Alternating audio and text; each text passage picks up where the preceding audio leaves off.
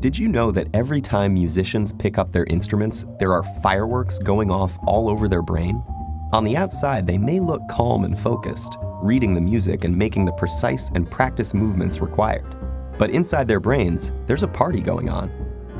How do we know this? Well, in the last few decades, neuroscientists have made enormous breakthroughs in understanding how our brains work by monitoring them in real time with instruments like fMRI and PET scanners. When people are hooked up to these machines, tasks such as reading or doing math problems each have corresponding areas of the brain where activity can be observed. But when researchers got the participants to listen to music, they saw fireworks.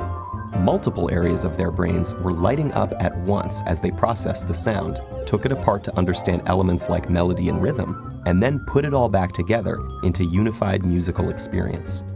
And our brains do all this work in the split second between when we first hear the music and when our foot starts to tap along. But when scientists turned from observing the brains of music listeners to those of musicians, the little backyard fireworks became a jubilee. It turns out that while listening to music engages the brain in some pretty interesting activities, playing music is the brain's equivalent of a full-body workout. The neuroscientists saw multiple areas of the brain light up, simultaneously processing different information in intricate, interrelated, and astonishingly fast sequences. But what is it about making music that sets the brain alight? The research is still fairly new, but neuroscientists have a pretty good idea. Playing a musical instrument engages practically every area of the brain at once, especially the visual, auditory, and motor cortices. And as with any other workout, disciplined, structured practice in playing music strengthens those brain functions, allowing us to apply that strength to other activities. The most obvious difference between listening to music and playing it is that the latter requires fine motor skills, which are controlled in both hemispheres of the brain. It also combines the linguistic and mathematical precision in which the left hemisphere is more involved with the novel and creative content that the right excels in. For these reasons, playing music has been found to increase the volume and activity in the brain's corpus callosum, the bridge between the two hemispheres, allowing messages to get across the brain faster and through more diverse routes. This may allow musicians to solve problems more effectively and creatively in both academic and social settings. Because making music also involves crafting and understanding its emotional content and message, musicians often have higher levels of executive function, a category of interlinked tasks that includes planning, strategizing, and attention to detail, and requires simultaneous analysis of both cognitive and emotional aspects. This ability also has an impact on how our memory systems work. And indeed, musicians exhibit enhanced memory functions, creating, storing, and retrieving memories more quickly and efficiently. Studies have found that musicians appear to use their highly connected brains to give each memory multiple tags, such as a conceptual tag, an emotional tag, an audio tag, and a contextual tag, like a good internet search engine. So how do we know that all these benefits are unique to music as opposed to, say, sports or painting? Or could it be that people who go into music were already smarter to begin with?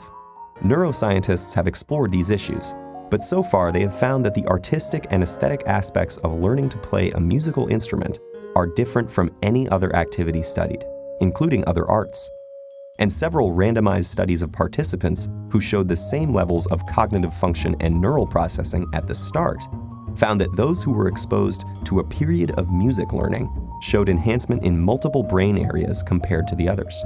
This recent research about the mental benefits of playing music has advanced our understanding of mental function, revealing the inner rhythms and complex interplay that make up the amazing orchestra of our brain.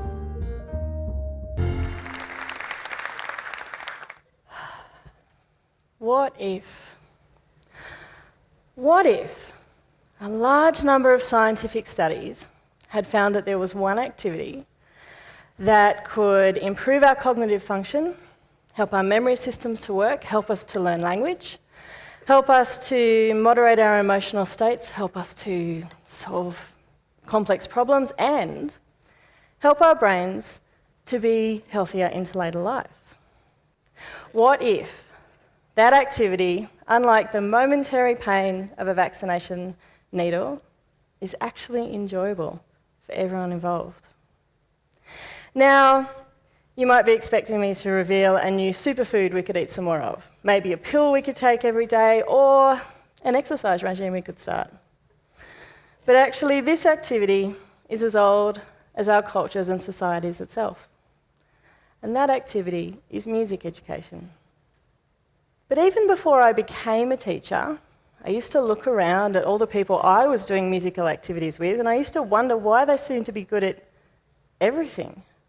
Why they seemed to do well at all of their studies, why they fit more into a day. And while many of them, most of them, never went on to be musicians in their professional lives, the careers they did choose were incredibly diverse, and they were so successful in them, and they continue to be so.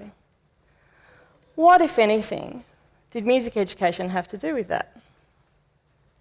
So when it came time for me to choose a topic for my PhD study, it became pretty clear pretty quickly.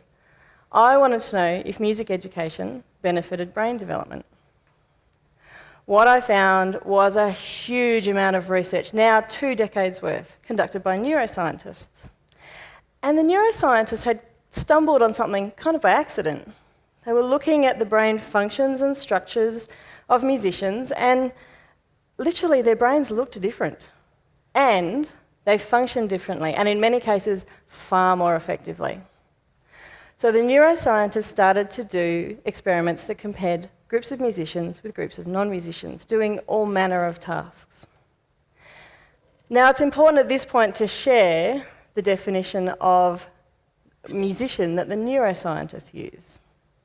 They believe it was someone who learnt a musical instrument and had learnt it formally, meaning they'd had lessons from an expert every week. They'd learnt how to read music. Most of them had been involved in ensemble music making experiences, and they'd done it for a reasonably long period of time, 2 years at the very least. Now, in every area of scientific study, it is incredibly important to ask big questions and to look at the myths that exist in that area. And there are 2 big ones in this area, and they are that to play music we need to be smart, and to play music we need to be talented. Neuroscientists have now done a large number of randomised studies that have showed that music education impacts everybody who undertakes it. You don't need to be smart to start with. And if we think back to that study about babies, we're all born musical. We have to be to understand language. It is the experiences and the opportunities that we have in life that realises that talent. And this gets me thinking even more about the fact that music education could be the glue that could bring together so many things that we are dealing with in our education systems and our societies today. Let me give you some examples. Learning disorders. At the moment, many of them understood to be a miscommunication between the left and the right hemispheres of the brain. And as we saw earlier, music education actually makes those 2 sides of the brain work together really well. ADHD, again, at the moment understood to be a mistiming between the motor, visual and auditory cortices. And again, we saw before, music education actually makes the 3 areas of the brain work together incredibly well.